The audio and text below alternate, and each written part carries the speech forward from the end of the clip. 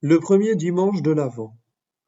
Le dimanche, le premier de l'année ecclésiastique, est appelé dans les chroniques et les chartres du Moyen Âge le dimanche ad televavi, à cause des premiers mots de l'introïte, ou encore le dimanche aspintien allonge, à cause des premières paroles d'un des réponses à l'office des matines.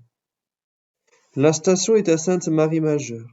C'est sous les auspices de Marie, dans l'auguste basilique qui garde la crèche de Bethléem, et qui pour cela est appelée dans les anciens monuments Sainte-Marie ad Precepe, que l'Église romaine recommence chaque année le cycle sacré. Il était impossible de choisir un lieu plus convenable pour saluer l'approche du divin enfantement qui doit enfin réjouir le ciel et la terre, et montrer le sublime prodige de la fécondité d'une vierge. Transportons-nous par la pensée dans ce temple auguste, et unissons-nous aux prières qui s'y font entendre, ce sont les mêmes que celles qui y vont être exposées ici. À l'office de la nuit, l'Église commence aujourd'hui la lecture du prophète Isaïe, celui de tous qui a prédit avec le plus d'évidence les caractères du Messie, et elle continue cette lecture jusqu'au jour même de Noël inclusivement. Efforçons-nous de goûter les enseignements du saint prophète, et que l'œil de notre foi découvre avec amour le Sauveur promis, sous les traits tantôt gracieux, tantôt terribles, à l'aide desquels Isaïe nous le dépeint. Les premières paroles de l'Église au milieu de la nuit sont celles-ci. Le roi qui doit venir, le Seigneur, venez, adorons-le. Après avoir rempli ce devoir suprême d'adoration, écoutons l'oracle d'Isaïe, qui nous est transmis par la Sainte Église. Ici commence le livre du prophète Isaïe, chapitre 1.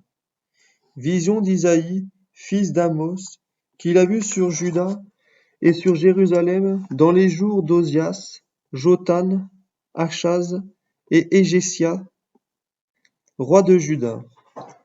Cieux, écoutez, terre, prête l'oreille, car le Seigneur a dit, j'ai nourri des enfants et je les ai élevés, mais eux, ils m'ont méprisé.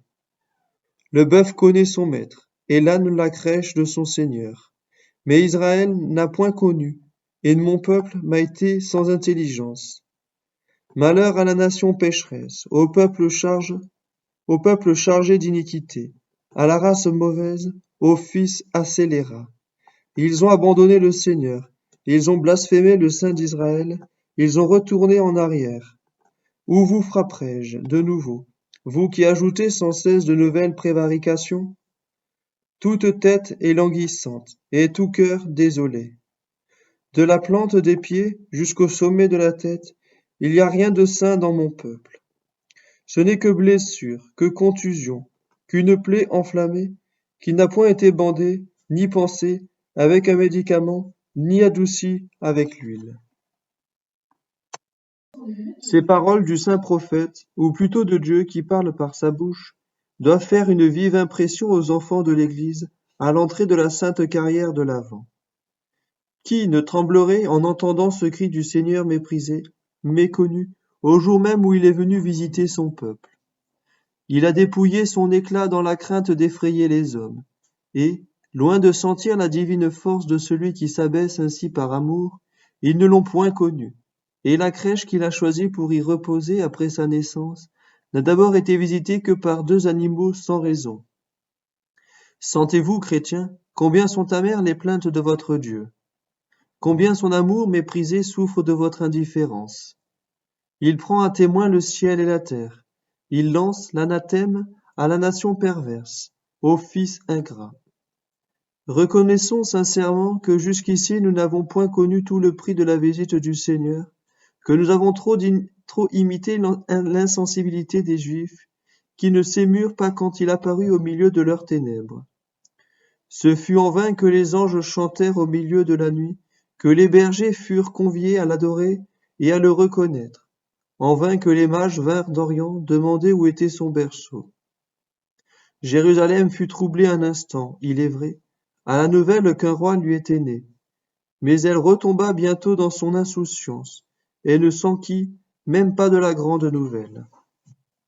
C'est ainsi, ô Seigneur, que vous venez dans les ténèbres, et que les ténèbres ne vous comprennent pas. Oh, faites que nos ténèbres comprennent la lumière et la désirent. Un jour viendra où vous déchirerez les ténèbres insensibles et volontaires par l'éclair effrayant de votre justice. Gloire à vous en ce jour, ô souverain juge. Mais gardez-nous de votre colère durant les jours de cette vie mortelle. Où frapperai-je maintenant, dites-vous? Mon peuple n'est déjà qu'une plaie. Soyez donc sauveur, ô Jésus, dans l'avènement que nous attendons. Toute tête est languissante et tout cœur désolé. Venez relever ces fronts que la confusion et trop souvent aussi de viles attaches courbent vers la terre. Venez consoler et rafraîchir ces cœurs timides et flétris. Et si nos plaies sont graves et invétérées, venez, vous qui êtes le charitable Samaritain, répandre sur elles l'huile qui fait disparaître la douleur et rend la santé. Le monde entier vous attend, ô Rédempteur. Venez vous révéler à lui en le sauvant. L'Église, votre épouse, commence en ce moment une nouvelle année. Son premier cri est un cri de détresse vers vous. Sa première parole est celle-ci. Venez, nos âmes, ô Jésus, ne veulent pas non plus cheminer sans vous dans le désert de cette vie. Il se fait tard. Le jour incline au soir. Les ombres sont descendues.